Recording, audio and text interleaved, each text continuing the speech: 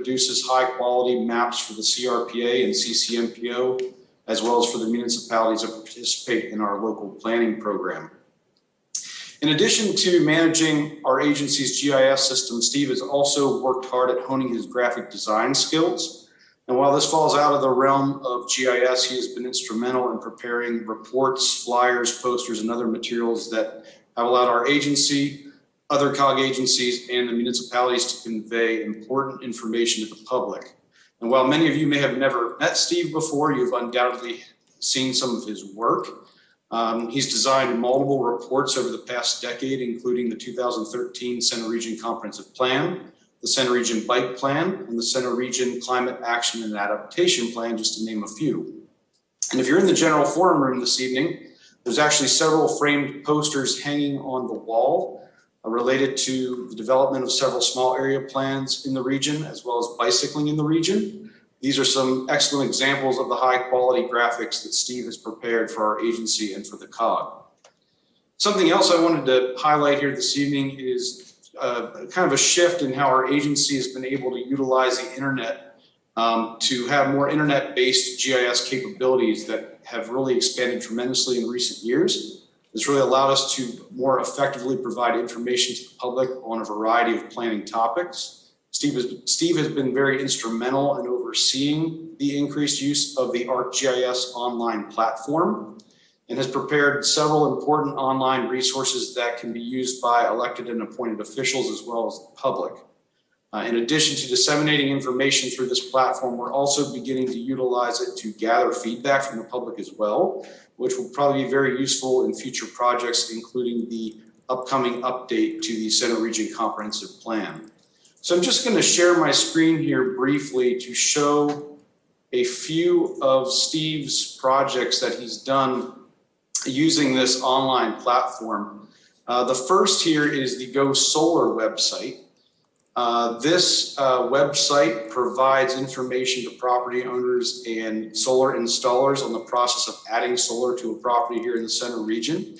We received a lot of positive feedback on this site, with local installers referring their customers to this resource when they first reach out to them.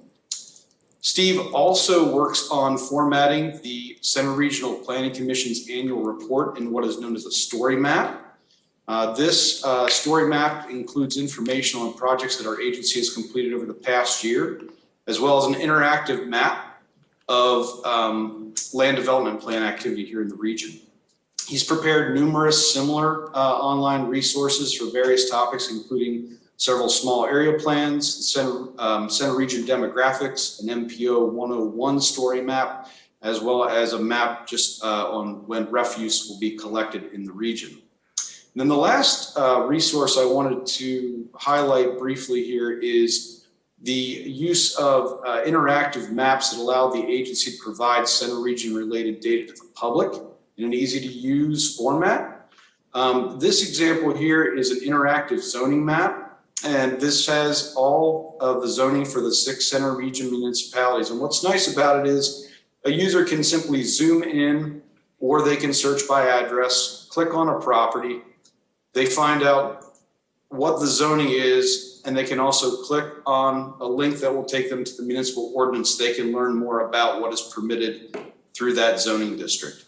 What's really neat about this particular resource is that it's been available for about 5 years on our website, and this map has been accessed over 100,000 times to this point. Probably 50,000 of those were me, but in all seriousness, there's a lot of positive feedback from the public on that map. We've had real estate offices reach out to us and thank us for it. They said they use it quite a bit. It's very helpful for them to be able to get that information all in one place. So that's what I wanted to say here this evening, just to, again, spend a few moments to recognize Steve. And on behalf of our agency, we want to publicly thank him for all of his hard work and dedication to our agency and to the Center Region municipalities. And thank you to the General Forum for providing me a few minutes of your time to recognize several of his recent accomplishments.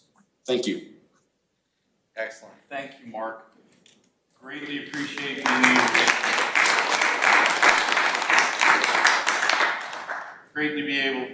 appreciate being able to share the good works of COG staff, our members, and our municipal staffs. Continuing on, next up we have a presentation on the solar power purchase agreement, and we welcome back Ms. Danielle Del Corsi. Let me get to the podium.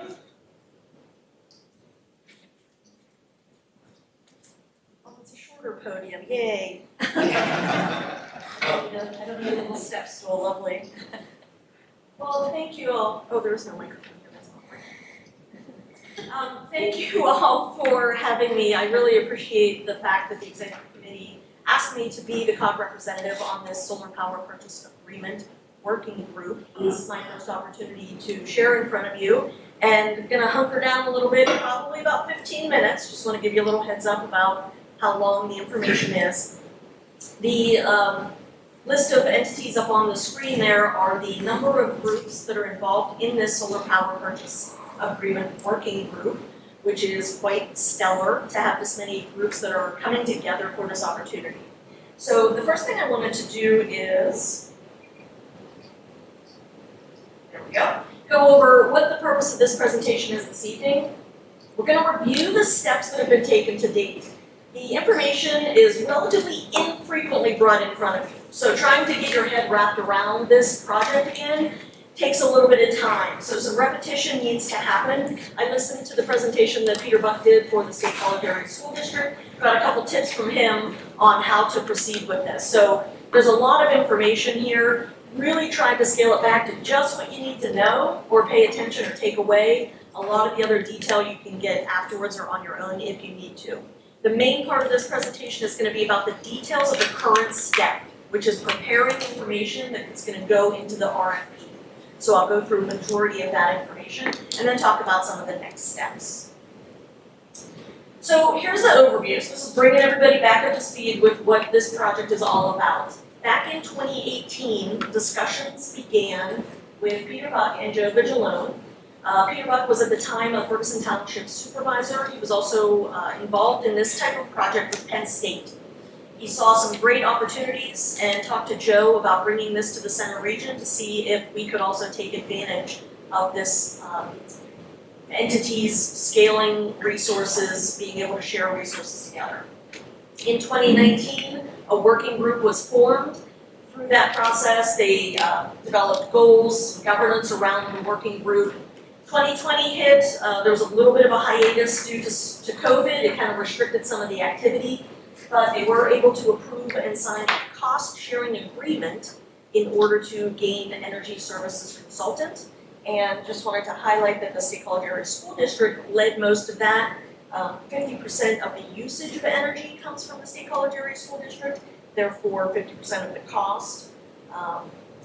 Throughout that time period, like I said, due to COVID, there was a little bit of hiatus on some of the work, but the group was able to participate in two major aggregation cohorts, the World Resources Institute and Rocky Mountain Institute, which are two very large organizations in the country that talk about solar energy sustainability, those types of things. So then in 2021, an RFP was issued for an energy services consultant, and we procured services from Green Sky Consultants. So that's where we are, and they are the group that is helping us put together the information that's necessary for the RFP. Just wanted to highlight, these are the guiding principles of the Solar Power Purchase Agreement Working Group, and this was included in the RFP for the consultant services. The two to highlight, you don't need to read the whole thing right now, A and B are the primary guiding principles. Purchase power, reduce cost, and mitigate any kind of exposure to volatility. So just wanted to highlight those are the two primary guiding principles. So this purchase process has these primary 5 steps. If you look where the check marks are, those are done. So the first major step is done, which is to form that procurement or that working group. We are in that second stage, which is to align the details of the project in order to develop an RFP. So that's where we are now. And in the bullet underneath that step, you'll see it says project size, timeline, site location, etc. And make sure I'm not missing any notes first. Hold on a second. Yep, good. Moving on to that, we have a project management team that is working directly with Green Sky on this RFP process. These are the names. I'm going to save you time, and I don't have to read all of those names, but there's a lovely selection of folks who are involved in this project management team. They are doing a lot of the heavy lifting, meeting weekly, making recommendations, reviewing a lot of information, and working directly with Green Sky to prepare the best RFP that we can. So the goal or objective of this RFP is to obtain the lowest cost alternative source electricity for the entire group, which is those 15 entities, as well as have the option to purchase renewable energy credits to gain carbon reduction goals at the organization level. So those are the two primary things coming out of this RFP. The renewable energy credits, or SRECs, if anyone ever heard that term before, we don't have to make decisions about that until we get RFPs. So there's a lot more information that's going to be coming about those renewable energy credits as the months go by. But just to know that the RFP will include the option to go with or without those renewable credits. If anyone has questions along the way, please raise your hand. All right, so getting into the details, those three primary things that are happening right now to inform the RFP. The size of the project, the timeline, the location, which will help develop this purchase agreement structure. So I'm going to go into each one of these three things. And when we talk about the size of the project, we're talking about the energy demand, the needs, how much do we need? And to structure this, participating organizations, which are those 15 entities, are going to need to provide an expected range of demand. So with this, this presentation for the COG is sort of a kickoff. There are going to be other presentations and discussions at other committee levels, as well as at your own municipalities. So those who are involved in this will need to be thinking of their energy demand. If you look over on the right-hand side there, 5 of those 15 entities actually make up 82% of the energy use. So those are going to be the more critical organizations that will be fine-tuning what they're going to be delivering to this RFP as far as their expected range. For all of you, there are really 4 criteria to think about when you're thinking about this range of demand.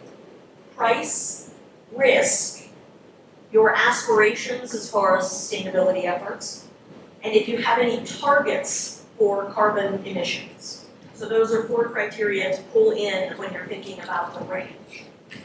One other thing is, assuming if cost is comparable, the range that the organizations would consider does not have to be 100% of their energy usage. So they can choose to have 25%, 50%, some, they don't have to put all their eggs in the basket. So, I think that's it for that. Does anyone have any questions on that right now? Okay, so that's the first sort of element of the project details that needs to be considered. The timeline is the next. So do we want this thing sooner or later? Is basically the 2 options. Sooner would be if we use existing capacity out there that are in current projects. The alternative is if we build new, there is a delay and a backlog, and I will describe what this PGM is. PGM stands for Pennsylvania, Jersey, Maryland. That is the entity that regulates the 11-state power grid that Pennsylvania resides in. Any new projects have to go through PJM for approval, and they have a backlog of 2-3 years on new projects. So if we wanted, we were really strong about wanting new, or wanting our own solar development, if that's what we want to go with, then that's going to be a delay in when we will actually be able to take that. So again, sooner versus later. So that's another consideration to think of. Use what's out there or build.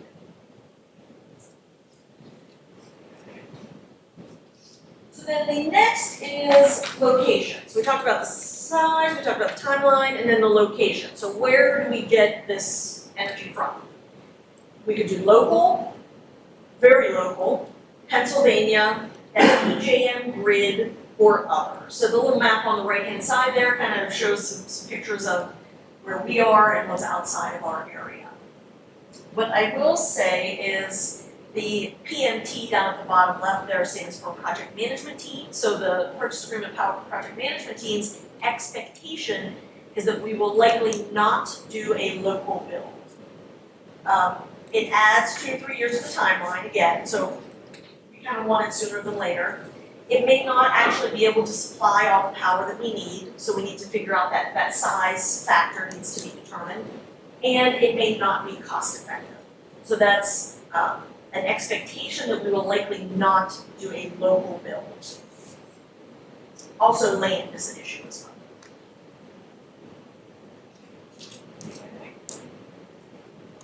And then finally, all of these things kind of feed into what the structure of this purchase agreement is. And I'm not going to go into too much detail about this. In the appendix of this presentation that you can get to on your own, there is much more detail about what this physical structure versus a virtual structure is. And I'll just say this about the physical structure. That's where we would own the land. Virtual is the land and the energy is already out there. We are using existing items. The virtual is more of a financial transaction that occurs versus we would have, in the physical, we would have a contract with a developer. So that's all I'm gonna say about that, unless anybody has more details. I may have to defer to Pam Adams or Joe's here as well, if you have further details or questions about that. But in the mid, or the bottom one there that has the asterisk, the project management team's expectation is that we would go with something called a sleeve. And that sleeve means that there is a protective retailer around the physical that we would work with. So we are one layer removed from the risk. And I will say, Gretchen Brandt is here, who's the chair of the SPPA. She gave me a good analogy where if you want to buy apples, instead of going to Wade Fruit Farm directly, maybe you go to the farmer's market downtown. So that sleeve would be going to the farmer's market versus directly to the apple farm. Okay? Is that good enough? Thank you. Okay, so after all of that, those are the project details. So what does this mean for you? What do you all need to take away from this? The month of May is basically dedicated to that step number 1 there, which is to get whatever the range of electricity demand is for the groups in the solar power purchase agreement working. So all of these organizations are discussing, figuring out what their low, medium, high range of electrical demand is. That will feed into the RFP. So for COG, you see that there's the facilities committee is going to be getting this information. The climate action sustainability committee is going to be discussing. The finance committee is going to be discussing. Then it's going to go back to the executive committee, which then is going to bring all that recommendations back to the general forum at the May meeting. Yes, sure. Quick question about this part of the process. So previously we talked about how each municipality would have to have an internal discussion about what they wanted to do. We're all in different places on that pathway. Some are further along, some are not. Some are not ready to have a committee discussion because they haven't had the municipal discussion. Got it. So there's a mismatch between who has to do the deciding and the vessel in which the deciding is being done. So I would understand why, is COG a separate entity? Yeah. So for the COG portion, I would understand that, but we really need to have the municipal discussions prior to that to inform that. So are we all on the same page with that, I guess? Okay. It's maybe not a you question, it's maybe an us question, so. And I may also defer, and I don't know if Richard or Pam or Joe have any discussions around other timelines with the other groups as well. Sorry to stop the show for a sec. Just want to make sure I'm doing my job. Joe Vigilone, COG Finance Director. A couple months ago, we went through and we determined with the Facilities Committee that the COG decision's landing point should be Facilities Committee and should be supported by the Climate Action and Sustainability Committee, as well as Finance Committee in terms of bringing COG power forward. At these SPPA working group meetings, which we are meeting on a regular basis, Ferguson Township also has a representative on that. It's Eric Andresen, and he should be doing this again for Ferguson Township over the course of the next month, as he will be receiving the same presentation on Wednesday. It went out with the SPPA working group agenda on Thursday. So what you're saying that these decisions here actually have no relevance whatsoever then to each municipal amounts, is what you're saying, I think. Okay, thank you. The only thing Gotcha. that it is cost. Just this, Yeah. gotcha. Okay, thank you so much, yeah. Thanks, Jim. And then the other takeaway is number 2 here, but if you see there, the decision point does not need to be made until after receiving RFPs, and that's around that renewable energy credits. All we need to know right now is that the RFP will have the option for us to go with or without. You don't have to make that decision until after the RFPs come back. Okay, and then here's sort of the next steps timeline. The project management team will bring decision points back to the working group, and that's this Wednesday. In May, the working group will bring back any answers from their entities, and for those the entities that we were just talking about, we'll bring back all of that information for a draft RFP. Yeah. go May ahead. 25th, we'll bring our information back. Okay. And in June, the working group is looking to approve and authorize the release of an RFP. Hopefully by the end of June, that will actually get released, and then sometime in the 4th quarter, approve and award a contract. That's the tentative timeline. And then the appendix is there for your review. Do you have any questions? Great, thanks for setting expectations for us, Danelle. Questions for Danelle? Go ahead, Justin. When you said a local build isn't possible, does that just mean local around here, or does that mean local Pennsylvania? That was local around here, and I think extending to Pennsylvania, Jim? Go ahead. It's not expected, we didn't say it wasn't possible, it wasn't expected, and we're thinking with the terms of the contract, it's likely to fall somewhere within the PJM grid rather than a local one in here, which is center region. Yeah, because that's what Cost we were of thinking. heating and timeline. That's the way we were thinking when I was still on. Good, Jesse? Good. Mr. Balachandran, I think I saw your hand. Yep, it's me. Thank you. Thanks a lot for the presentation. I was wondering if you had any idea what impact the solar power purchasing agreement would have on the greenhouse gas emissions for Center County? Like what would all of the participating entities, I guess, like what is their share of the greenhouse gas emissions for Center County? Wonderful question. I may have to defer to Pam Adams. Gretchen, are you able to answer that? Yeah. I'm gonna defer to Pam. Yeah, I figured it was coming my way, and it's a great question, but I don't have that calculation done, but I can easily do that and send you an email. Go, Paul. I apologize. That's a good point. There's 20 others. Well, I don't know what the total amount everybody's going to do. So we're right now kind of expecting 20 megawatts. So it's significant. I might even be able to put it in the chat. I'll look at my information if I can do that calculation, but I don't have it off the top of my head. Great, thank you. Pam, we don't use the chat. If you have it, if you get it, please let us know anytime in the meeting. Anyone else have questions for Danelle? Go ahead. Thank you so much. Great presentation. Love the breakdown. So easy to follow. Thank you. And I also like the farmers market example. I especially like it because I serve on a steering committee of the farmers market, and this is going to lead somewhere.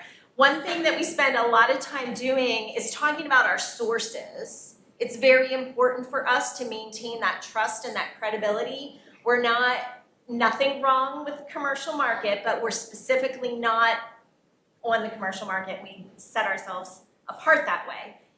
Something that we've been talking about, but not putting in print anywhere yet, is the desire to be careful about our site selection if we do have any control over it. Because one thing you'll all notice if you follow the sustainability market and the solar market is, of course, the trend is to mow down volumes of forest to put up solar. So can we prioritize land that has already been cleared or something that is full of invasive?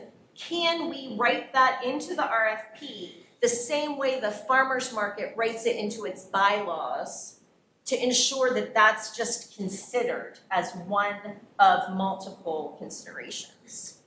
You see it everywhere. It's heartbreaking. So, thanks. Do you want me to? Sure, go. I'll take a stab at that one. Thanks. So, we can put whatever we want in the RFP. So if that's a criteria that the majority of the entities prefer, then we can put that in the RFP.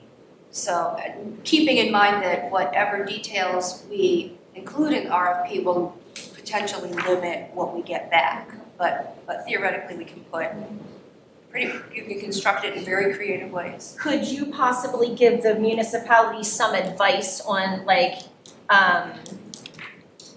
what the likelihood is of that and what you would want to hear from us? So I would say we would want to prioritize that, but knowing there's multiple things to balance, right? So what do you need from us to kind of get us to that put it in writing place? Thanks. So that's a process question in my mind. Yeah. And that so you would want to communicate that, or any entity that has something in mind specific like this, you would want to communicate that to your representative on the working group. Okay. And then that person, we're meeting, I think Danelle mentioned Wednesday, and so I would do it sooner rather than later because. Wait. Today is Monday. Today's Monday. We have to tell you by Wednesday. No.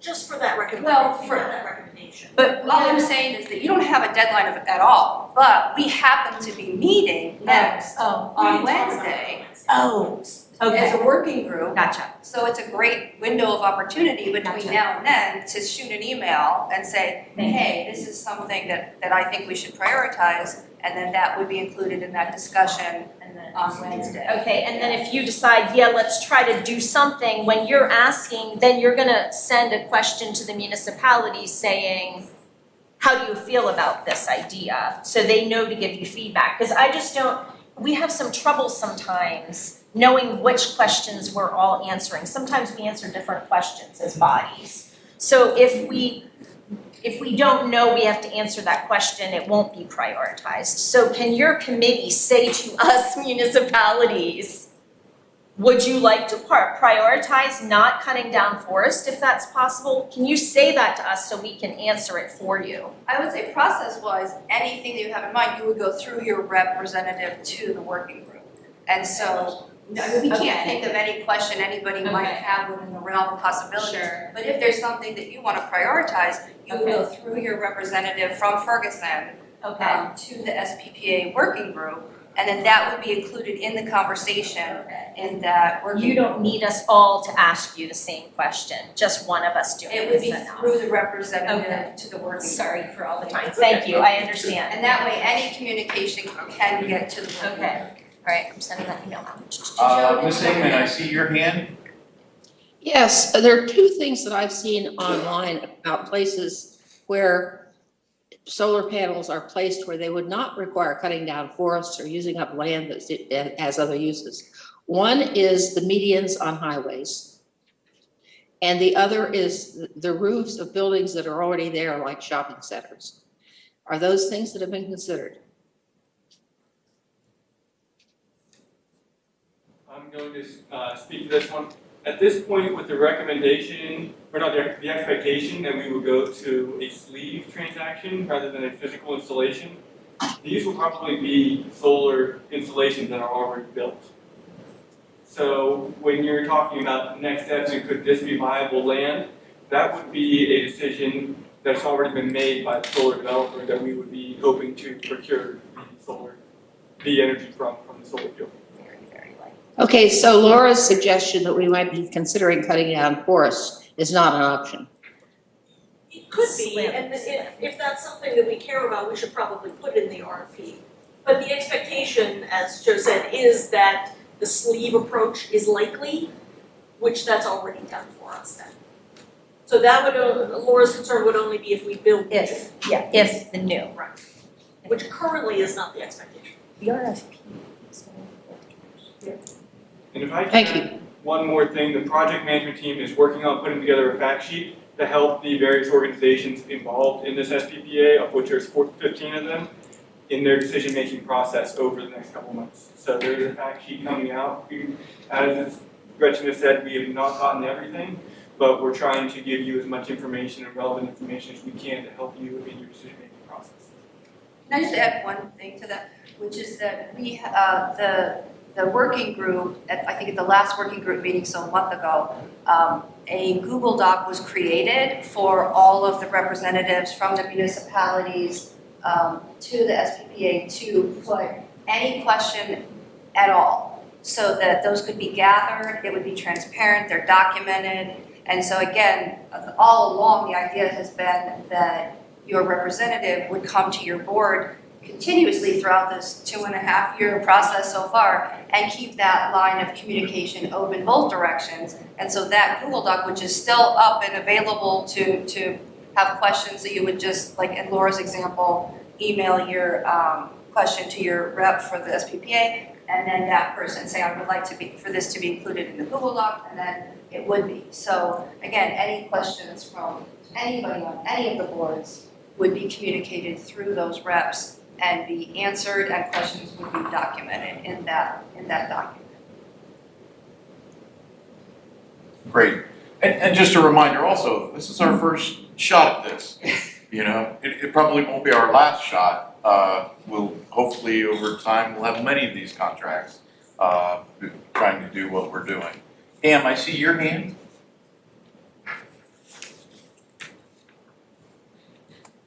Yep, sorry about that. I just went into the ICLEI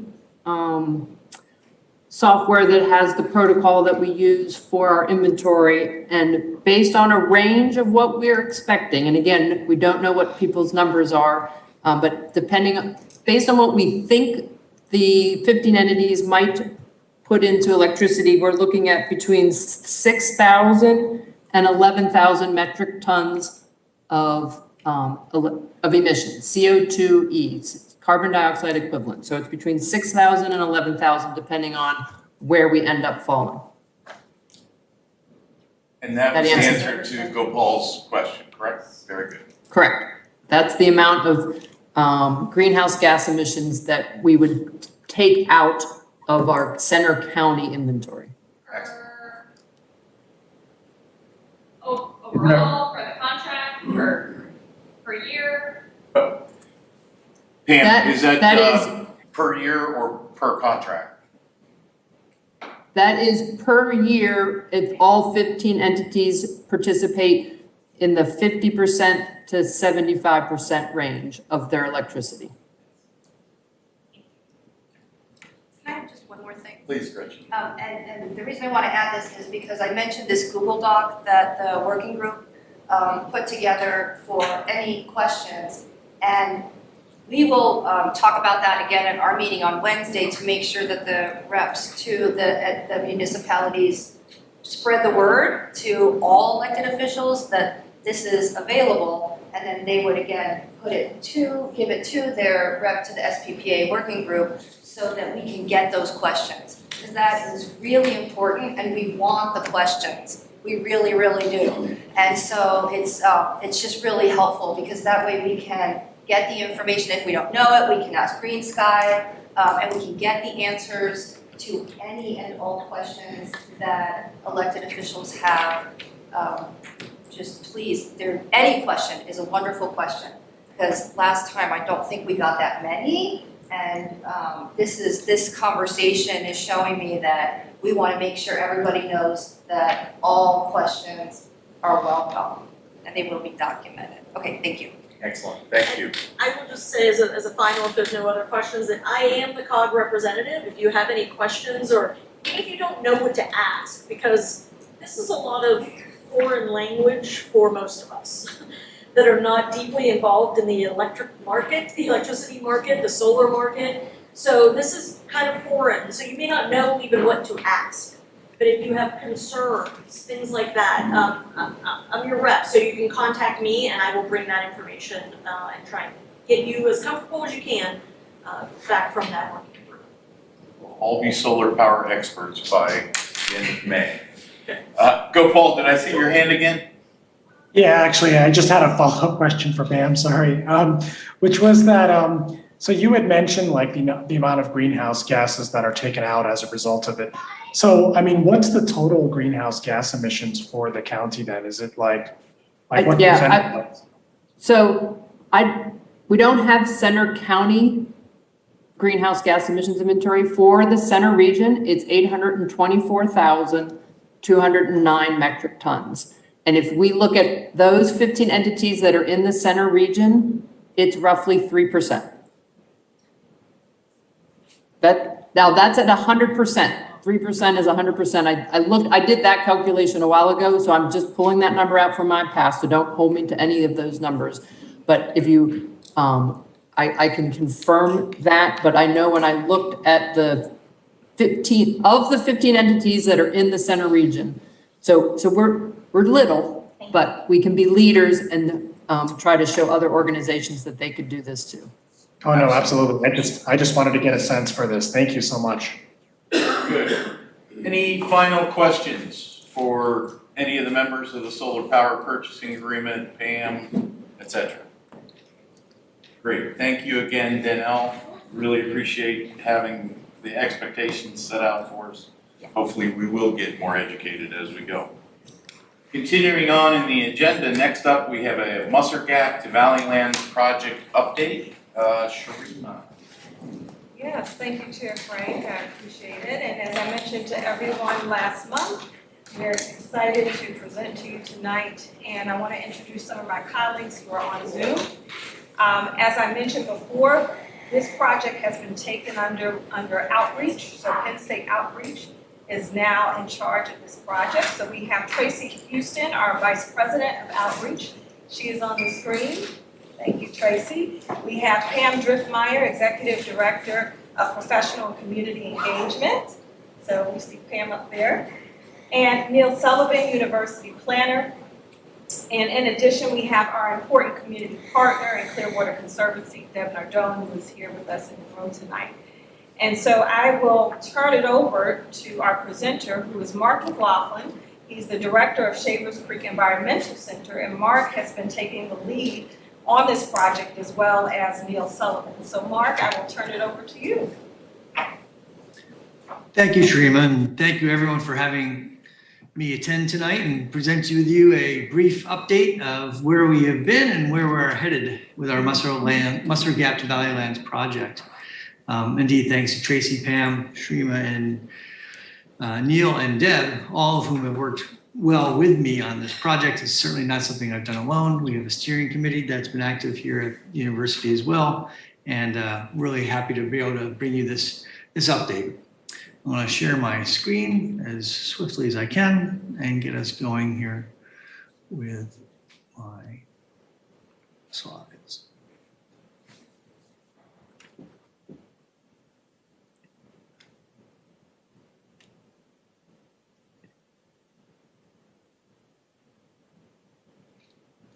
And I'll ask you gently and kindly to say, do you see my Musser Gap to Valleylands plan update slide?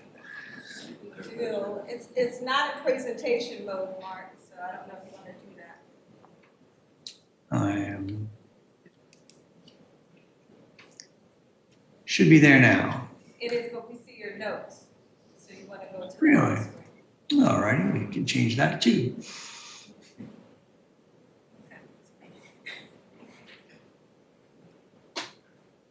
Let's go to notes away.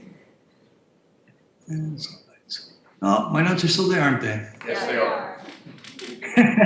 So sorry. That's okay, I can't read them anyway. But I want the screen bigger for you, absolutely. Oh, my apologies. I had it all worked out before, didn't I? Do you want Scott to share it? That, we can try Scott sharing it, yes. That's what we had. I sent him the slide, so hopefully he can do that for me. That'd be terrific. I'll stop the share.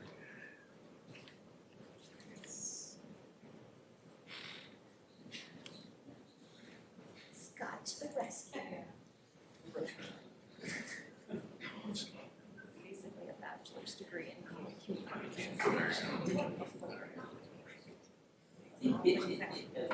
why we came in person, so we could side talk during these times, right, Chair?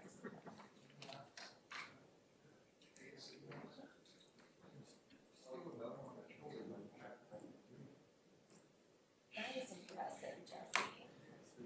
That's impressive. Yeah, no, my vision is declining on the daily. And here we are. Nice. Looks good to me. Thank you, Scott. Yep.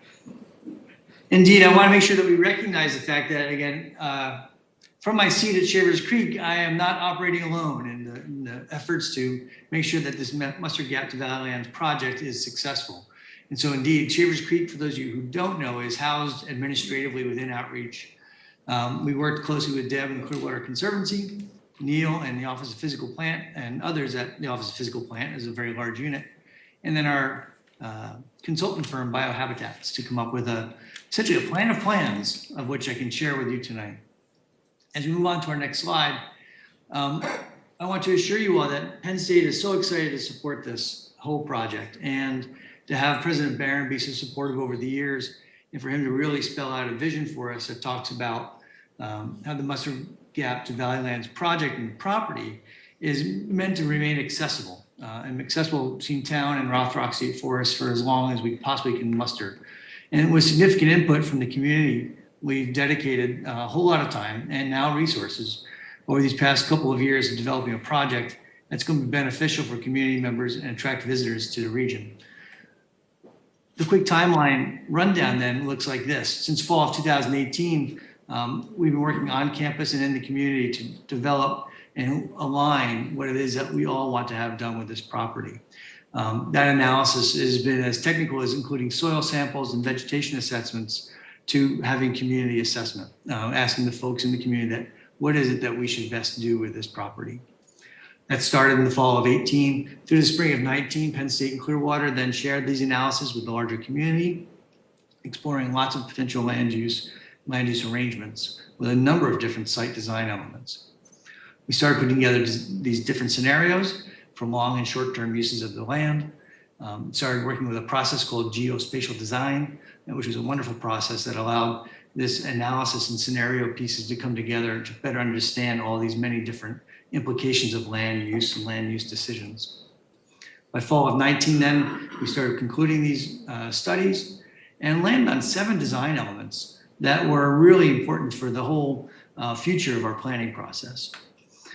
By spring of 20, we were able to find a consulting firm, Biohabitats, and really start the planning process with them in a way that I think was really quite dynamic.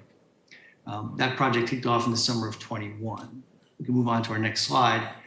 And the design ideas that we had going into that process were indeed water resource protection, habitat creation, passive recreation, some progressive agricultural and agritourism ideas, and hopefully minimal intervention. On to our next slide.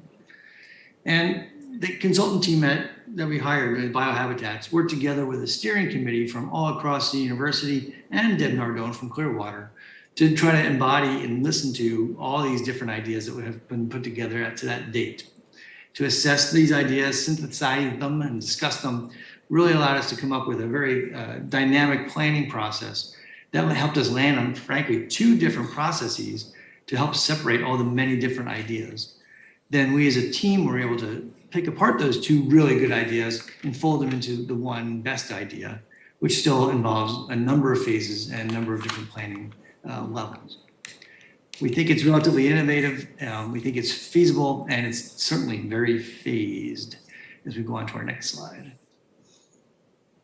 This is what we did with our biohabitats group. We were able to start doing some site investigation, which allowed us to then put together those planning scenarios, come up with that preferred option, and then this winter come up with our final plan.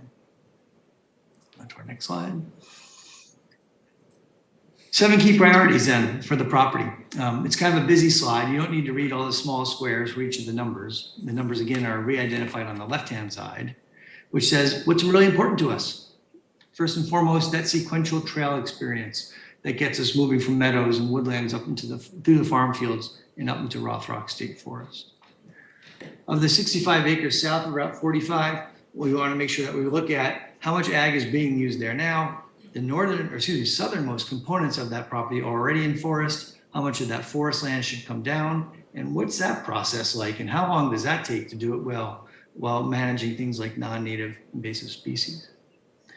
We want to reestablish and establish a forested riparian buffer along Slab Cabin Run. A lot of that's already been done with the help from Clearwater, and how to continue those kinds of efforts. We want to consider the safety of the crossing of Route 45, and how can that possibly be better and safer as we look at the future. We want to collaboratively establish a buffer between the Musser Gap site and the Whitehall Regional Park. That too has already started in talking about what are those access points and how will the two sites allow people to be interchanging between the two sites. We want to implement best management practices for invasive species, plants primarily, in those forested upslope, which is the south side again of 45, and looking at secondary trails that loop within the primary trails. So it's not just the one linear line. Is there a way to start to create other more interesting trails that loop throughout the two parcels, or the north and south parcels, that allow people to really investigate and appreciate the entirety of the landscape? Next slide. And this is our pretty picture. This is the best shot that we have. I'm wondering, to orient you, first of all, I was going to annotate, but now I've lost my annotating. I'm not sure if Scott can do this for us. But Whitehall Road is in our top left corner. There's a red dashed line. Yeah, there you go. That's Whitehall Road. And then paralleling it, as we move down south of there to our bottom left corner, is Route 45. And it's running from our bottom left corner upwards and to the right, so folks can get themselves oriented that way. The existing trail is pretty much bright orange and bisecting this property from the orange star running down that way down to Route 45. And then we'll talk about some of the other orange lines that are here. But the trail currently then parallels 45 over to the next orange star before running straight along the property line south into Rothrock State Forest. I'll come back to this picture a couple of times. Scott, you're going to have to flip slides back and forth a couple of times for me. As the next slide, please, illustrates in a phased way what we're hoping to do on site. First and foremost, we're still doing some site surveys, still trying to delineate and coordinate with our partners and our neighbors our boundaries, and making sure that we have a really good understanding of what's going on. I personally have not met all the neighbors, quite literally, like when you move into the neighborhood, and that takes time. I'm looking forward to doing that with all the different parties. I've met a number of them already, but certainly not all. With that ongoing, we also have simple, in the white box next to it, research and curricular integration. Yeah, we have classes in research starting to use the site. They've been using it over the years, and we want to do it in a way that's promoting them access to the property and access safely. And a good part of the land is still being actively farmed. And right now there's a Whitehall Regional Park construction project underway. And so how to have classes be able to access that property safely. They, in turn, are going to help us do a number of things in terms of that site survey and delineation, benchmarking things like plant species on site, benchmarking non-native invasive species on site, and coming up with some good baseline data for us as we look at management plans in the future. Of these next group down below that in that initial phase one, I'll address each of them, and I have some other notes here, so we don't need to flip back and forth too much, Scott. But if you wanted to flip back to the previous picture of the property. Other things that we want to do in this first phase would be to be looking at things like that Route 45 grade crossing. It's there, it's established, it has a sign and white paint on the road, but we want to start getting some surveys out that get at how many people are crossing and how safe is it? And can it be safer? And we want to ensure that. It's obviously the most dangerous part of the property that we own right now. It's a very speedy crossing, as we all know. And so how to make that as safe as possible is high on the list for this year. We'll be working with PennDOT on that, and they, of course, are very interested in working with us to make sure that's done in a safer manner and as quickly as possible. North of there, from that crossing into the larger piece of property, is the North Primary Trail, if you will. It is relatively a straight line connecting the two. But as of right now, as you know, we started the Whitehall Regional Park project. There's a construction fence around it. And with that, then we had to make a temporary trail around that construction fence. And so, Scott, if you can follow my directions, it's kind of tricky. From the topmost orange star, we're going to have a temporary trail connecting the two stars, and it's going to be literally, the trail is already in existence, right along that black line boundary. So it is just about 10 to 20 yards away from the existing trail. So we were able to establish that. Our fellows from the Office of Physical Plant were able to put that in for us. It still needs some tweaking. Now that the orange fence, construction fence is in, we got to clean it up a little bit, but it is now accessible. There is signage up thanks to Pam S. and the Center Region Parks and Rec folks who put up signage for us to help alert people that they have access by following the fence line off to the right as you go north. That's going to take some time and care over the course of the next year or so under construction. So we will keep an eye on that and make sure that is maintained as safely as possible so that people are not walking into danger, as well as having a very accessible path, much as they have experienced in the past. Next priority over the course of the next year or so would be water quality. There is a swale, which is a dark green line, Scott, running roughly horizontally across the bottom of the north section. Thank you. In that swale, then, it's already a wet spot. For those of you not familiar with swales, and it's a low spot, and it's currently not really well farmed in terms of our agricultural lease of land that we have going on. And so how to address that properly in a way that's got proper best management practices for land use, for helping to move water quite literally across the property. It needs attention. I don't have a specific plan to tell you what that's going to be, other than we want to address that. Slab cabin run then is right below there. Of course, it's where all the blue lines come together, paralleling 45. And indeed, already there's been some forest riparian buffer work done down there, and we want to continue that and make sure that is establishing an area in and around Slab Cabin Run that protects that, that water for as long and as safely as possible. And lastly, in this first phase, initial messaging, navigation, and wayfinding, i.e. signage. Over the course of this next year, some of that signage would need to change as the Whitehall Regional Park access and area gets completed. And so over the course of the next year, we're looking at where and when we need to put signs up, and throughout the whole property, what kind of signage do we need and how quickly can we put it up? And as anyone's ever done any kind of park management, what are the signs that are not going to be vandalized? And if they are, how to keep them clean and safe, so everyone understands and gets good language clearly from that. If I want to go back to the next slide again, we can look at the next phases. Phase 2 then is looking at natural resource assessment and management, taking what the students have done and truly making it more of a professional standard to make sure that we have a plan in place for the areas that are going to be reforested south of 45, the areas that are going to remain in agriculture, and all those edge areas, and how difficult it is to manage those for things like non-native invasive species plants. So that's going to take some work. And that'll be starting now, but certainly coming into fruition during our second phase. Where we see that happening most is with the non-native management, NNI, non-native invasive species management, and the south of Route 45 reforestation. Again, starting with the edges and evaluating how much of that land is totally going to become forest, how much is going to remain open. Is it actually a prairie? Is it actually open field? That's going to take some research and some work and make sure we do that right. The South Primary Trail then, Scott, you would go back to the previous picture. The South Primary Trail, again, south of 45. The current trail indeed parallels 45 from the two orange roads that go over to the orange star. And then from that orange star, it goes straight up the property line. And that's the trail that many of you may be familiar with, heading up into the forest. That would remain. In addition, though, a line that's brighter in orange, making a semicircle through the property, would allow folks to be able to visit and experience that property in a much more organic and hopefully enjoyable way.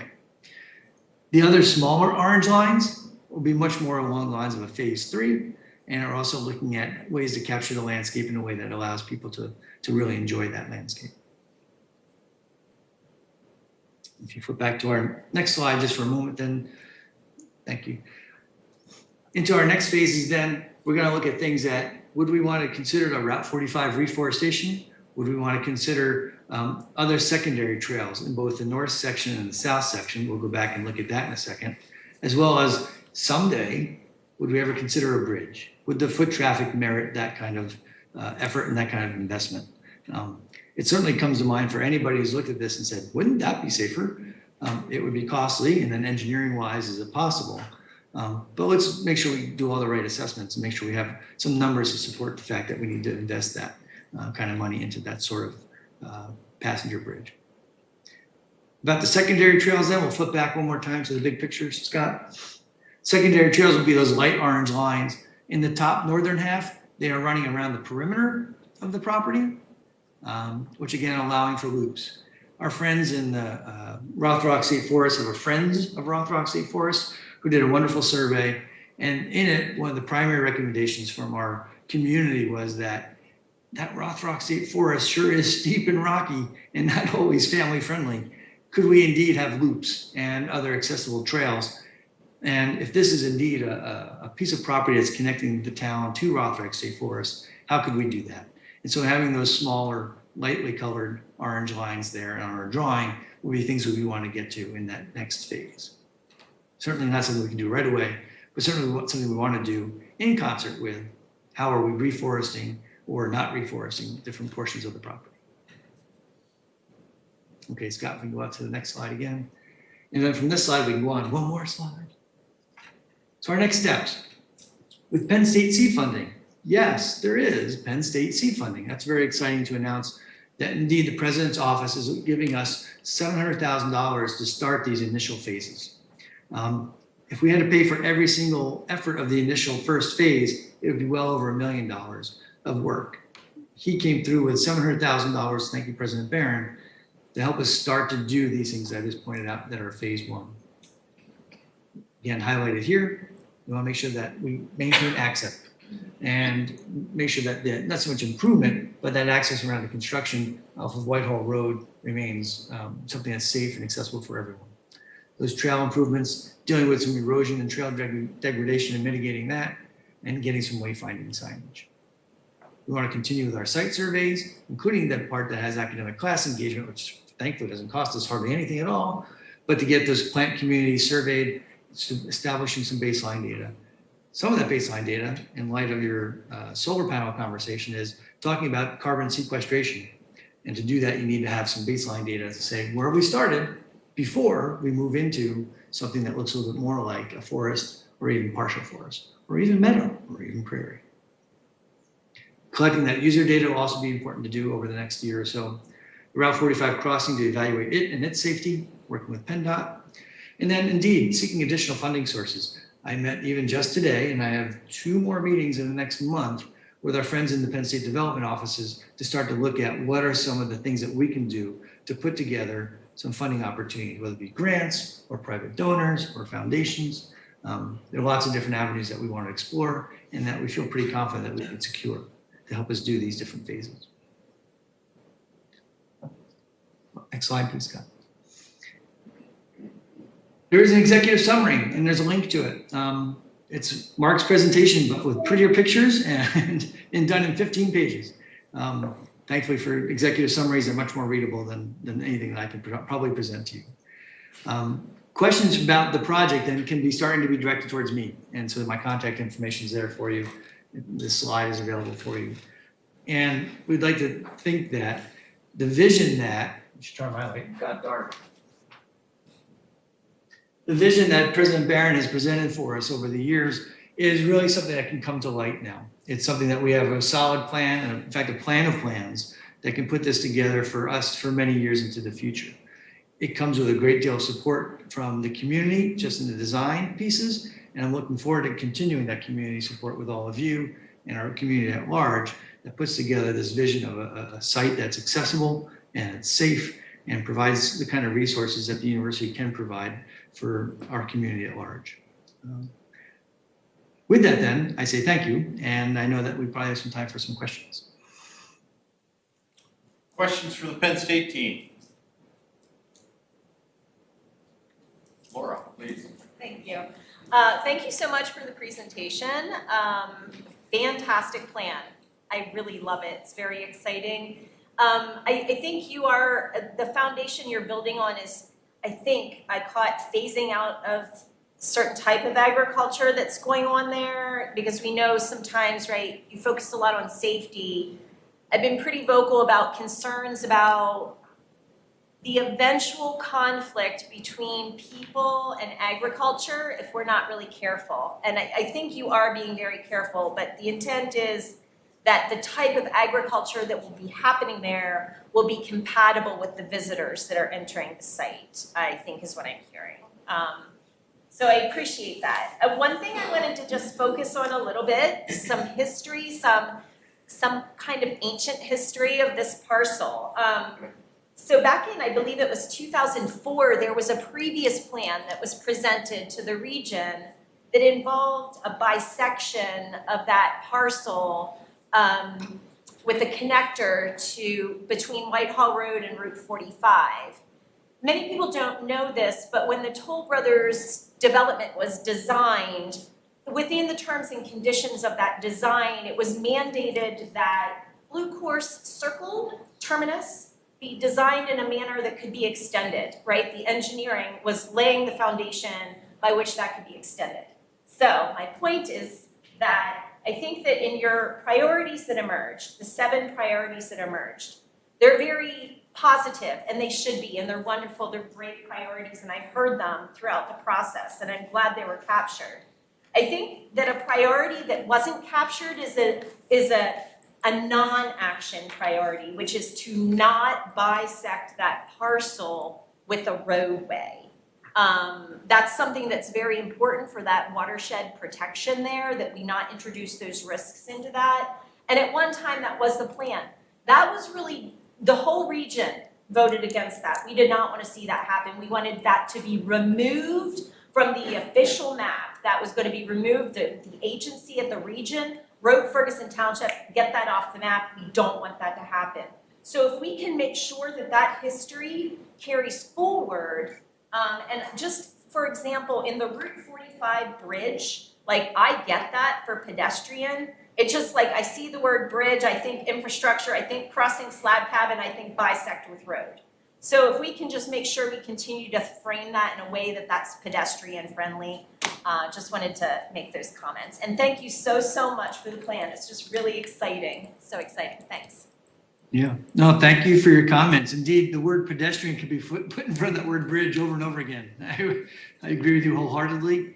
And just so you know, and I'm sure Neil and Deb can echo this, that the word road was never even, this is the first I've heard of it, which is a good thing.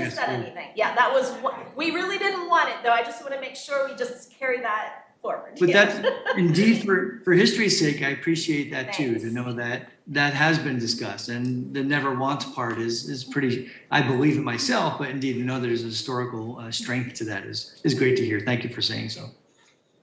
Thank you, Laura. Mr. Belcondre. Thanks a lot for the presentation. That was really, really great. I'm wondering about like some of the studies involving pedestrian traffic. Like, how do you account for the fact that if it's a dangerous crossing, which Route 45 is a dangerous crossing, I frankly would not feel comfortable crossing that too often. Is like, how do you account for the fact that unless there's the infrastructure that's there, no one is going to cross it? So if you have numbers that show very little pedestrian traffic, that might not necessarily exhibit the demand for something like a safe kind of pedestrian bridge. Yeah, I'm leaning a little bit on the folks that my colleagues in the Recreation Park and Tourism Management Department who have done these kind of trail surveys / pedestrian bridge surveys and road crossing surveys for the national parks and other parks across the country. I'm pretty excited that they're excited about enlisting their support for this, both on a student level for doing things like how do you establish a pedestrian counter, to the more sophisticated, how do you do the math that says, just because everyone stops on either side of the road, does that mean they wouldn't have crossed the road? And so what other information is needed there? How do you fill in literally that gap? I don't know the answer offhand, but I know that that'd be part of indeed the questions to be asked and therefore answered. So thank you for raising that. And I'm sorry, I don't have an answer yet, other than to know there are some experts nearby that are willing to help. Additional questions for the Penn State team? Chair, I'd just like to make Please. this one comment. Thank you to our team for putting in so much work and effort into this and continuing it on. Also, special thanks to Dr. Barron, who was gracious before leaving his tenure to give us $700,000. That was amazing. So it really lends to his commitment to getting this done, and we look forward to seeing it through. So thank you. That might be putting your money where your mouth is. Yes. I think he checked that block. Yes, I think he did. And on behalf of the region, please extend our thanks for doing that. Unless there's anything else, we will move on in the agenda. We have a light consent agenda for this evening. It consists of the minutes from our March 28th, 2022 General Forum meeting, and it has a recommended contract award for a classification and compensation study. Does anyone wish further information on either of those items? If not, I'll accept the motion to approve the consent agenda.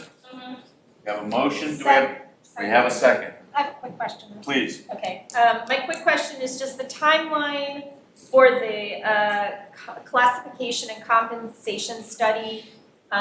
What's the timeline for getting that implementation plan? Like, when do we think we'll start to see that emerge in the CIP and budget? Like the changes that we need to make in the future? It really is to be determined because we don't know exactly what those changes are going to need to be. Do you think it'll be this year or next year? Well, the project will be completed this year, but we're expecting most of the changes to be coming not for 2023 but 24. Okay. Except if there are some unusual circumstances that need to be addressed sooner than later, in which case there may be a phased approach. Thank you. Very good. Any further comments before we call the question on the consent agenda? Calling the question, all those in favor, please say aye. Aye. Aye. Aye. All those opposed? All those opposed, please say no. Motion carries. Was that an elected voter? Continuing on, Resolution 2022-3, a resolution of commendation and appreciation for Tom Zilla on his retirement. Jim May. Thank you, Mr. Chair. It was an inside joke when we first wrote this resolution. It said condemnation. We decided to change it. You're welcome.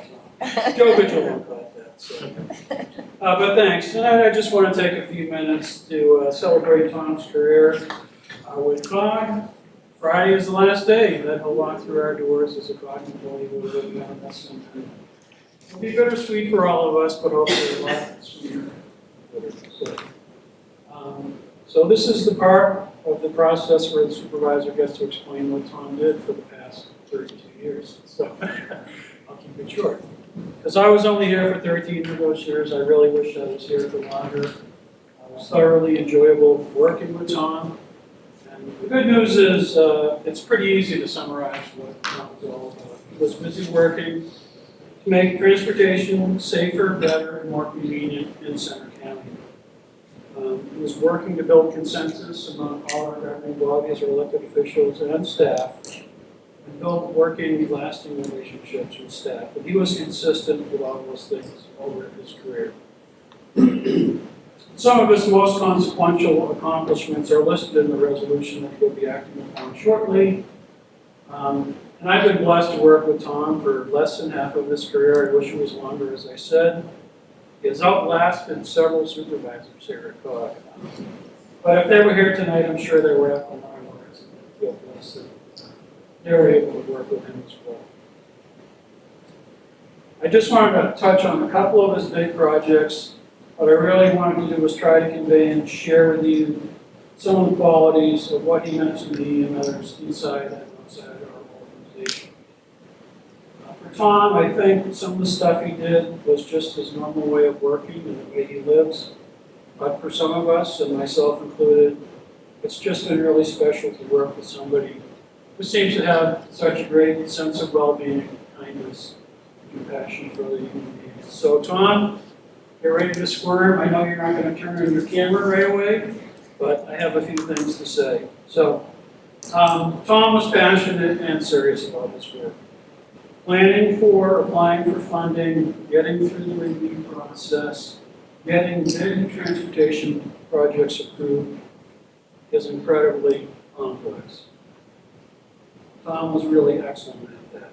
He helped with planning for Interstate 99, coming up from Altoona, the I-99, I-80 interchange, which was a very complex problem. He teamed with the CBICC in new partnership with us, worked with local officials, our state legislators, federal legislators, to get funding for that project.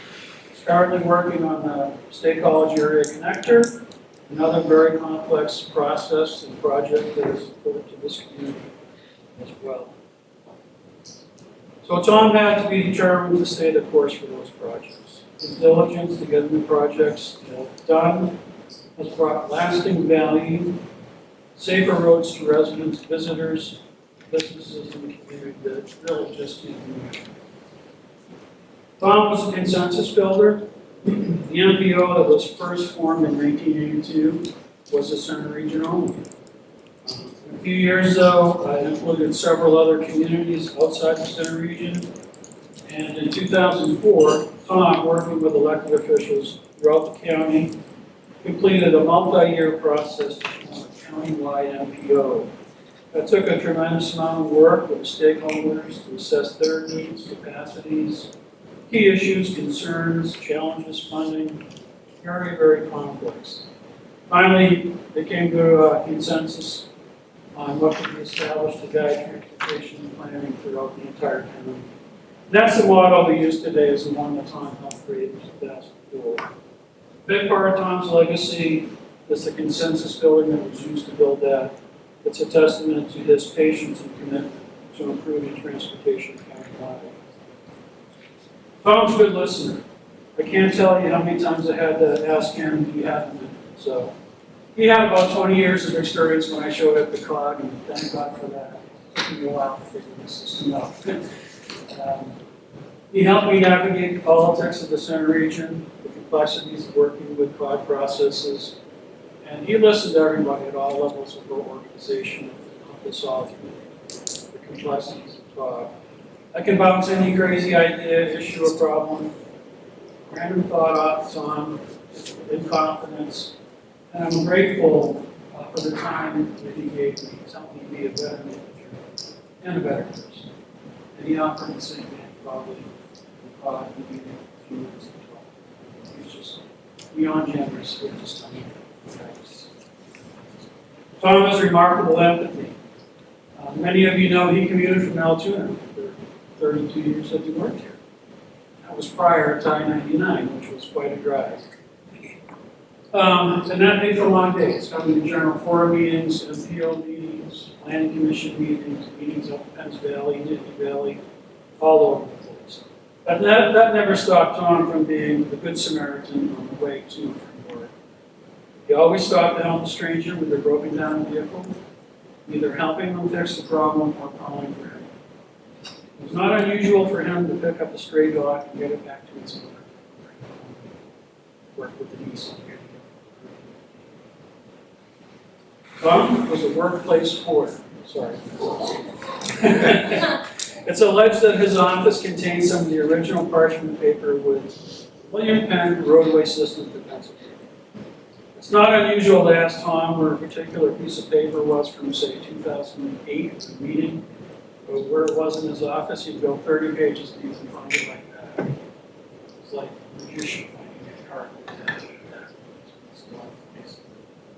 He was a storyteller. He always was ready to tell a story, particularly to bring attention during a meeting or as an icebreaker, or just to have some fun. The only ones I can remember are the ones not suitable for work, so I cut to see them after this appearance. They're a lot of fun. Sorry you weren't able to see that playful side of Tom. It was really, really joyful. Tom has patience. That's perhaps the most significant of the superpowers. Never seen anybody that was so patient. Digging into these challenging projects that can't be hurried seemed to be a source of energy for him. He was calm, never stressed out about it. His mantra was, let the process work. Likewise, he had patience for people. He seemed to be able to reframe his perspective of many difficult people, many of us in the office struggled with. While we simmered, he remained cool, and he never said anything bad. I will say no power. And he was good at many of the most consequential things in life. I was reading a book recently, and the author talked about how our concept of time has diminished these days. The story he told was about a stone mason building the foundation for a cathedral during medieval times. Knowing that he'd never seen the cathedral done properly several generations before anybody saw it completed. On the face, that sounds a bit depressing. But the lesson here is that some things are worth building, even if you can't always see them finished. Many of the roads Tom has helped get built will have lasting value in many generations. None of us will ever know about that. Many of the friendships he has forged will live on. But unlike that stone mason, we get the best of both worlds. Right now, we get to get around a little bit easier and safer on some of the roads that Tom helped get built in the region. And most importantly, we get to live with the friendship that he has forged with each of us. Tom, I want to thank you for all you've done over the years. I couldn't be happier for you, Denise, and Jordan, and the rest of Tom's family for this day. So please join me in congratulating Tom on an immensely successful career. Best wishes for a long and happy career.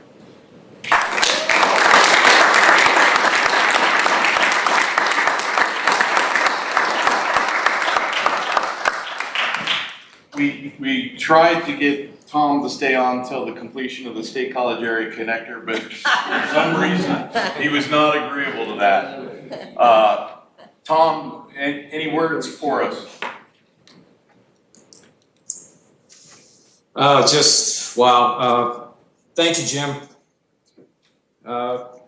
It's been great to be part of a team. That starts with you all at the elected official level. We could not do what we do as staff, particularly in the planning office, without a lot of support from all of you. So for you and all of your predecessors, thank you. It's been a great environment to work in.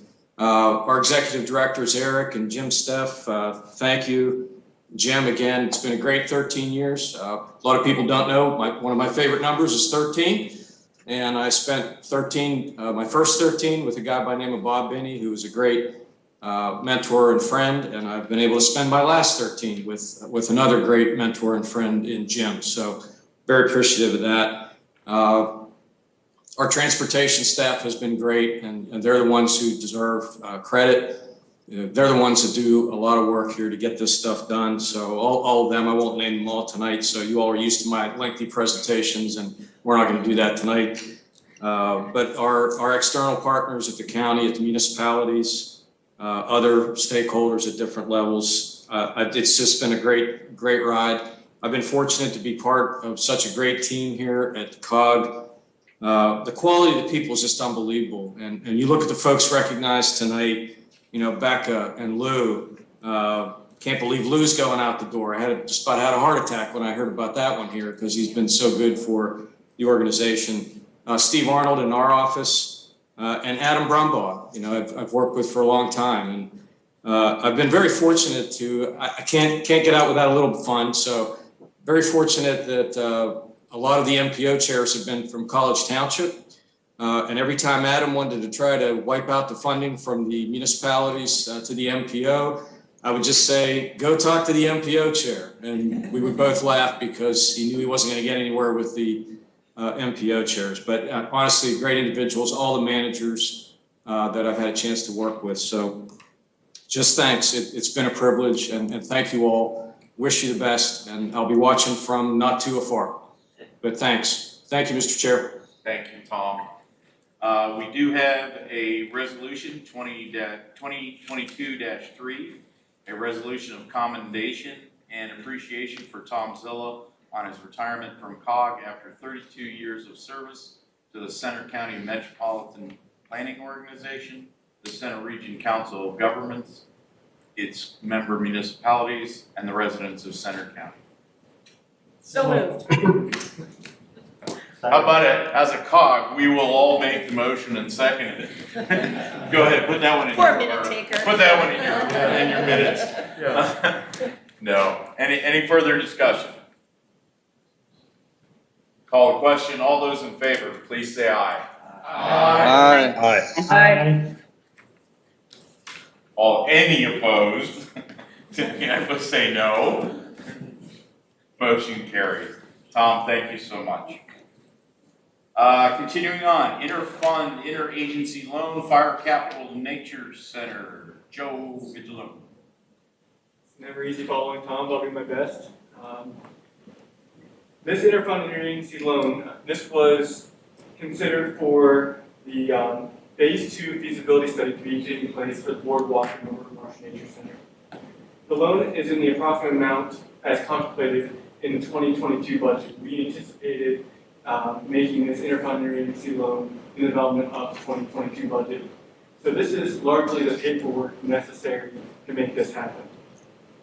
This underlying paperwork is associated with the loan in compliance with the interfund interagency loan policy. This has been also included in your agenda packet, and at this point we are recommending a $225,500 loan from the fire capital budget to the Millbrook Marsh Nature Center capital budget at an interest rate of 2.5% repaid over a period of 5 years. The annual payment will be $40,540.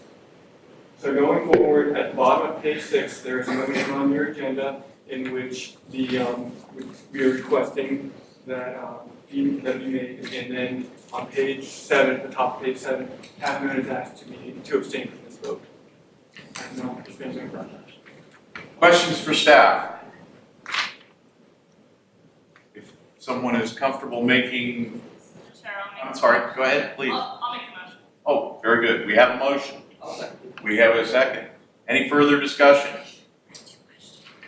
You do? I do, I have 2 Okay, questions. Go ahead, please. They came from other board members, and I didn't serve on finance last year, so I did not know the answer to one of them, and the other is just, I thought it was a good question, I don't know the answer to it.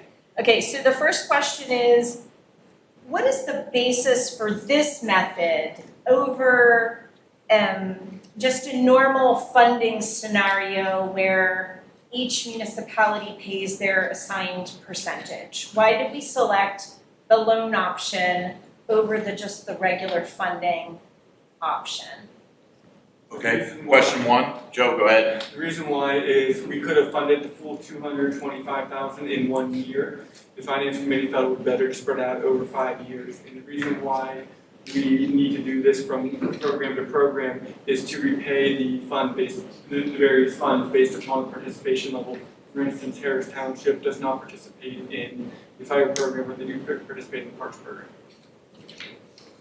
Thank you. That actually is kind of part of my second question, but I guess, so there have been other costs that we fund that are approximately $200,000 to $300,000 in 1 year. Do we know why this one, we didn't fund it the normal way and funded it this way? It's not like a huge deal, I'm just I trying to, think that as a service in finance, I don't know why Understood. we would pick. I one think of the them. general answer is smoothing. Okay, So the impact on individual member municipality budgets, okay, it allows it to do that. The other, the cost of funds, the 2.5% is very favorable, but it's actually favorable both ways in it and everything. So, okay. Joe, please, if there's more to that. Basically No, that was smoothing. pretty much, it was just smooth. And that was an election, a unanimous vote, I believe, Yeah. that the finance committee moved in that direction. Thanks, thank you. And then The managers tend to yell at us if we hit their budgets hard in any one year. I'll keep that in mind when we talk about that staffing for parks. So, then the other question is who votes? And this came also from a supervisor. So, right, I didn't even think about it, but different entities participate in different programs here. But then we've decided we all vote as one on the COG budget as opposed to agency-wise. So what, is there a We requested this of the solicitor, Mr. Norberg and I were on the call, and Mr. Williams said since the funding partners, anybody who's involved in either side as a funding partner in this transaction should vote. Half Moon is not involved in the parks program, nor they're involved in the fire program. Harris Township is in the parks program, so at that point, you get 5 of the 6 municipalities, which is the recommendation as to who should vote on this. Thanks, Eric, is there anything that I missed? You got it. thanks. Great, good? Yeah, thanks. Okay, any further questions or we will call the question? Calling the question, all those in favor, please say aye. Aye. All those opposed, please say no. Motion carries. Moving on in the agenda, university report, Ms. Young. Yes, I just have a brief item. We will be sending you a save the date to a meet and greet with Dr. Linda Moody. So that will either probably be in June, the event itself, or sometime later in the summer. But please look for that. I know people are going on vacation, and we're trying to get it out as soon as possible. So that's my one item for tonight. Excellent. Any questions for university rep? Continuing on, State College Area School District, I think Ms. Grant had to depart. I don't think Mr. Buck came on. Direct your questions directly to them. Executive Director's Report, Mr. Norberg. I'll just note that we have the activity report in the packet, and we'd be happy to answer any questions from the activities report. And then we have 3 updates under the agency director report coming up next. Questions for the director based on the report? Seeing nor hearing none, agency director's reports. That May guy again. I'll keep it short. Thank you. Annually, the Center Regional Planning Commission is required to provide a report with the municipality's planning code of the activities that the planning commission has done. That's prepared by the CRPA. There's a matter of record E if you're interested in seeing that report in detail. That's included in there. A couple of things that I want to point out about 2021 was it was a big year for us in a couple of respects. First off, we completed the climate action and adaptation study, and that will help us address climate action issues, which you heard a little bit about tonight with the solar power purchase agreement. But it really focuses on what we can do locally to improve the quality of life for our residents as the climate continues to change around us. The second thing is we move from a bronze bicycle-friendly community to a silver community. That was a big thing for us. I want to thank the municipalities that have been funding improvements and bike paths and other facilities. That's incredibly important that we continue to connect that system region-wide. There were some recent awards for several projects in the borough and other places that will really improve that system for us. May is Bike Month. We're kicking it off a little early this Friday. If you're up early and want to ride your bike to Sunset Park in the borough, there's a little commuter coffee thing going on. We're going to have some coffee, refreshments, maps, and seed packets if you have a garden. We'll be there while supplies last, so that's your chance to come early if you want seeds. So thanks to the borough for sponsoring that. We really appreciate it. Want more info on any bike classes, events, or anything else? That is on our webpage.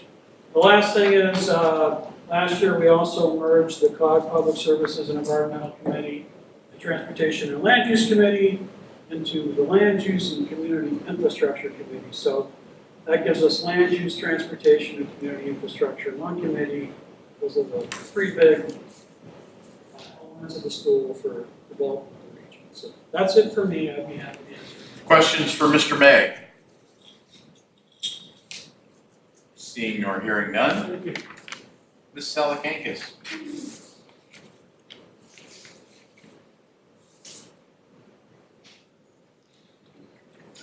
Hi, everyone. I have to say it's a bit surreal to be back in this room. For me, it's been 2 full years. So sitting around, actually seeing you in person, it's been wonderful. So my first report, first official report. So a couple things I wanted to remind you of. Of course, we have something very special happening this week.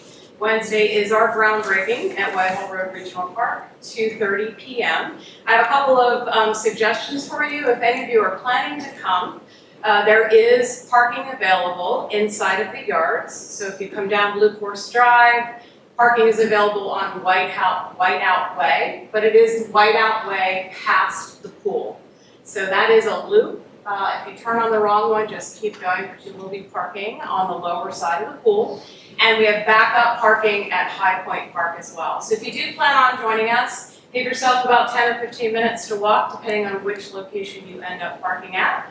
I did predict snow showers are predicted in the morning, but it should be in the 50s in the afternoon. So please come on by. We have 5 wonderful speakers lined up for you. We'll be there about an hour total on Wednesday afternoon. Anything else I should mention about logistics we talked about this morning? Anything else there? All right. So our new project sign actually went up today, and we're hoping that the site developer will soon have his trailer in there, but they are already making progress on the park, so it's very, very exciting. Also, this time of year, we always come and remind our elected officials about Center Gives through Center Foundation. That 36-hour crowdfunding event starts on May 10th, runs through May 11th. I just want to tell you a little bit about what we're doing this year, and I know another COG agency will be telling you about their project following my presentation. But each year, those of you that have sat through the budget process know that we fundraise for our youth scholarship program. And last year we raised just under $10,000 for that program.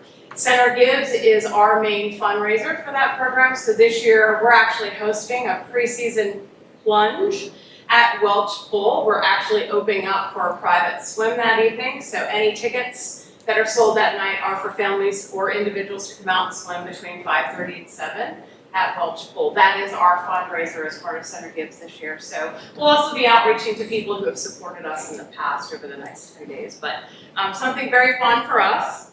Additionally, we reported out last year that our Summer Active Guide 2021 was the first active guide we had ever mailed. And it was received with great success. Our ad sales were good and our program registrations increased immensely. This next summer guide is coming out second week of May, or third week of May, May 16, May 17 will be in the mail. Registration opens up May 23rd. And Christy provided me tonight that we've sold Tom Zilla's favorite number of 13 paid advertisements, which generates about $1,500 that offset printing and postage. So that's very, very good. That's about what we can fit in the guide and still have enough room for our programming as well. So that's very good. And lastly is, we're a little late this year like we were last year in getting our annual snapshot, our annual report complete. NRPA just released the benchmarking agency performance report for 2021, and we use that to benchmark. So we're going to be updating our data and then getting that report out to our elected officials and any of our municipalities who want to see that at committee level as well. So that's coming hopefully in the next 30 days. Questions for Pam? Thank you, Pam. There's a hand right here. Oh, I'm sorry. I couldn't see through Jessica. Thanks. I kind of off topic, but you two are like really close together. So I participated in Clearwater Conservancy's Watershed Cleanup Day, Saturday. Lots of folks from Ferguson participated. Back in the day, there used to be, I believe it was sponsored by CRA, a spring spruce up with the parks. Have you heard of that? It was pre-you, it was Yeah. many years ago. It's pretty, but our park partners who adopt the parks in the local community still do spring cleanup. We just had Sunset Park, was done the week prior. Gotcha. By a new Hubert Humphrey Fellowship Program just adopted that park, and that was their first cleanup. Nice. So there hasn't been full promotion, that is something that pre-existed me. Yeah, I was just wondering, like with the Clearwater, if we could incentivize getting folks into parks to do that kind of cleanup. It comes at a good time of year, so I just was making that connection. Yeah, no, it makes sense, and our park partners typically do clean in April, they do four quarterly cleanups, so it's just getting them available and Great. coordinating that. Great, I think even more than the partners, I think others would be willing to join in if we can coordinate that. We'd be willing to help, I think. So thanks much. Very good. Any other questions for Pam? Continuing on, Ms. Hetrick. Hello, thank you. Good evening, everyone. I know most of you, but if I don't know you, I will take a moment to introduce myself. My name is Molly Hetrick. I am the manager of philanthropy at SCO Library, and I'm just going to take a moment to talk to you about Center Gives, which Pam just mentioned in her presentation. If you're not familiar with Center Gives, but I hope you are, but if you're not, it's a community-wide fundraising event that is coming up in May that is put on through the Center Foundation here locally, and one of our most popular community-wide events. So if you will, mark your calendars, May 10th and 11th. It begins at 9 a.m. on Tuesday the 10th and goes through 9 p.m. on Wednesday the 11th. That is in your agenda. So that information is printed on your agenda for you. There's almost 200 local nonprofit organizations that are participating in Center Gives this year, including Center Region Parks and Recreation and SCO Library. So we're really excited when that event comes around every year.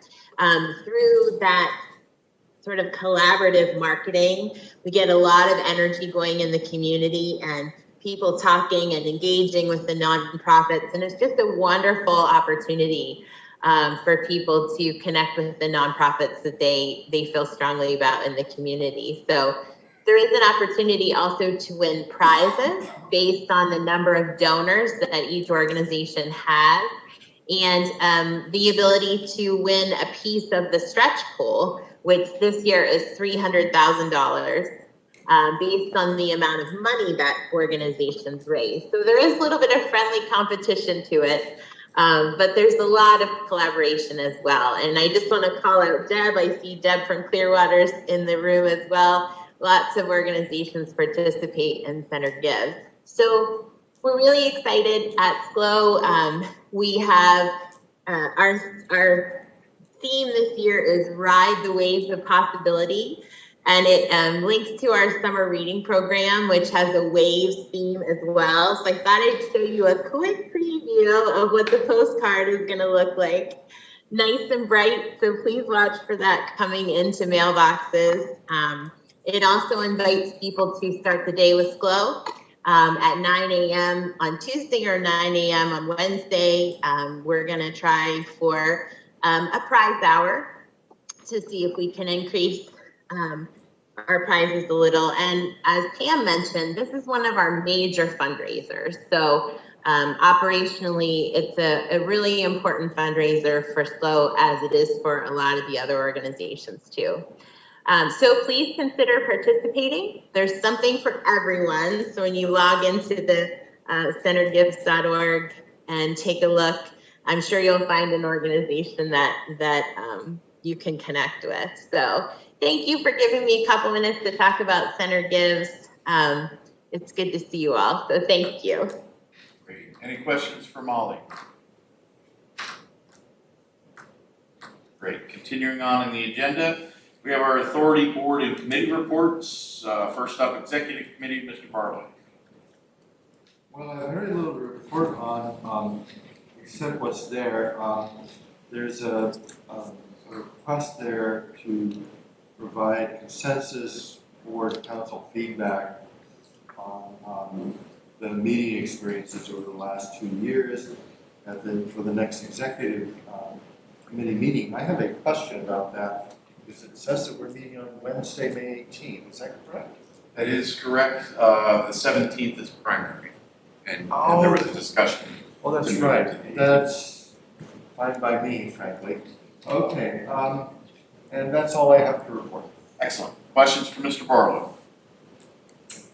Continuing on, Finance Committee, Mr. Trevino.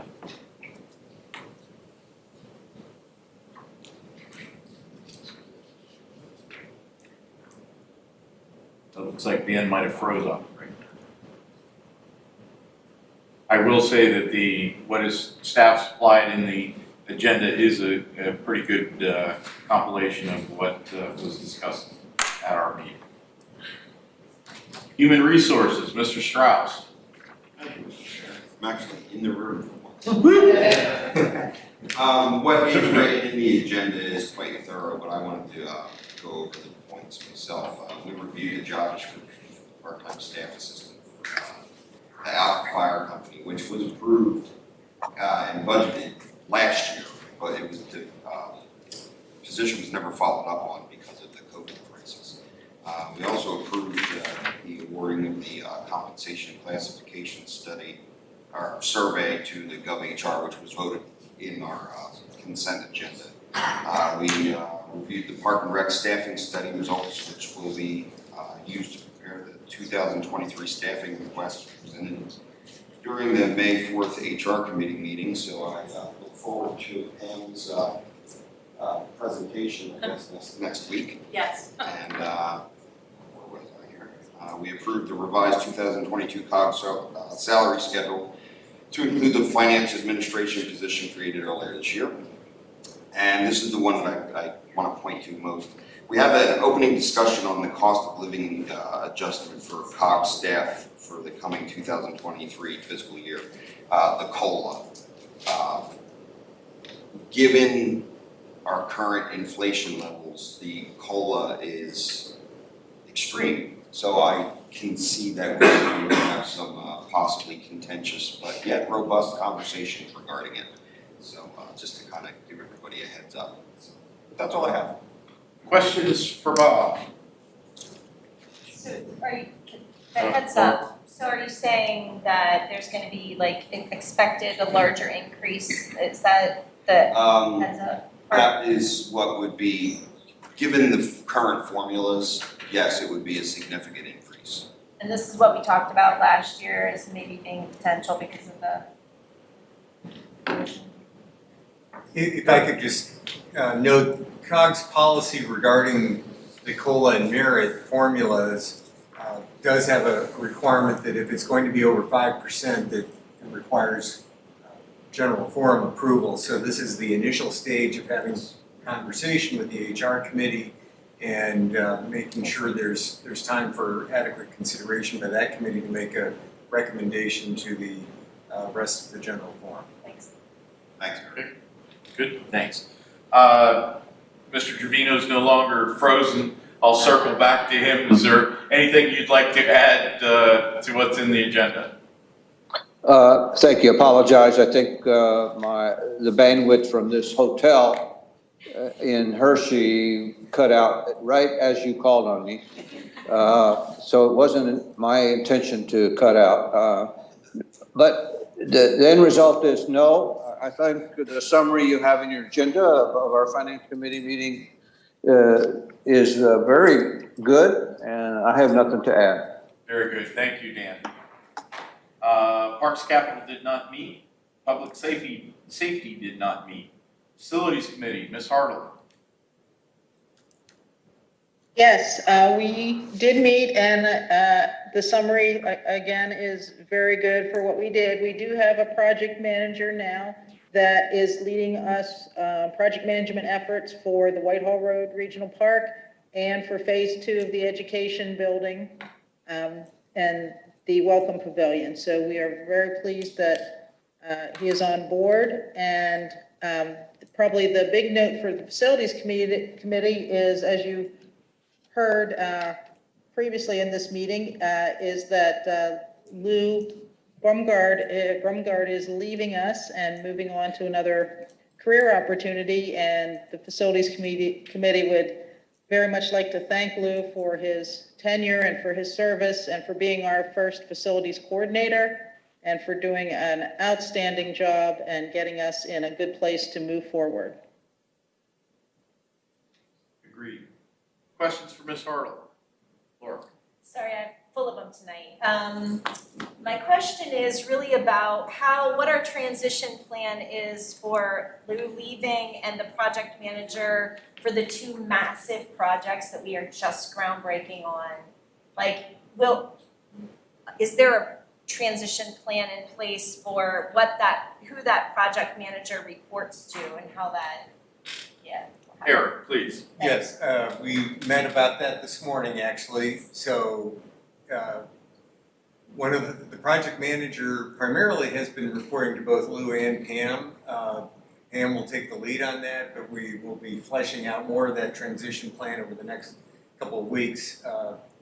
Lou's last day is Friday the 13th, I believe. Yeah. Another 13th. There you go, Tom, 13th. And so we have a few more details to fill in on that and bring Ed up to speed on some other things. He may be helping out on some other things in maybe a little bit more than he planned, but the updated job description will be presented hopefully for discussion at the Facilities Committee next week, and we'll be looking to fill that position as quickly as we can.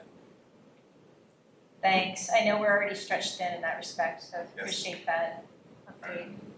And being that Lou was the inaugural facility coordinator, we got to road test that job description, and now he's going to help us fine tune it. And we'll keep moving on, although he unfortunately or fortunately set the bar pretty high. So we appreciate it. We'll try to keep going without you. Land Use and Community Infrastructure Committee, Mr. Haymeister is not on. Ms. Strickland, do you have anything to add? Not much, no. It was a joint meeting with CRPC. There was a lot of good information included in the agenda, including the primary scale solar energy systems toolkit. We had a presentation on that. It was really well done. So I'd encourage everyone to look at that. And other than that, nothing to add to the narrative. Thanks. Questions for Ms. Strickland? Very good. Climate Action and Sustainability Committee, Ms. Whitman. Everything reported in the agenda captures what occurred during the meeting, and I thank whoever wrote those, as they've been very good every month. So, Excellent. Thank you. Questions for Ms. Whitman? Parks and Recreation Governance Special Committee meets this coming Wednesday. We'll start chewing on some information there. Schlow Center Region Library Board. Who do we have? Anybody speak on that? It's just the write-up. Just the write-up. Okay, very good. Center Region Parks and Recreation Authority, similar. Correct. Questions on any of the write-up there for staff? Seeing or hearing none. Continuing on, other business. We have several matters of record, or any of those staff wish to bring to the general forum's attention. No, nothing more, thank you. Any questions on the matters of record? Seeing nor hearing none, we have our normal calendar reference, our helpful reference links, where you can find a lot about COG. I won't say everything about COG. There's a lot. If there's nothing else for the good of the cause, I will accept a motion to adjourn. So moved. Second? Motion, second, adjourn. Friends in Hershey, I'll see you for coffee at 7:30.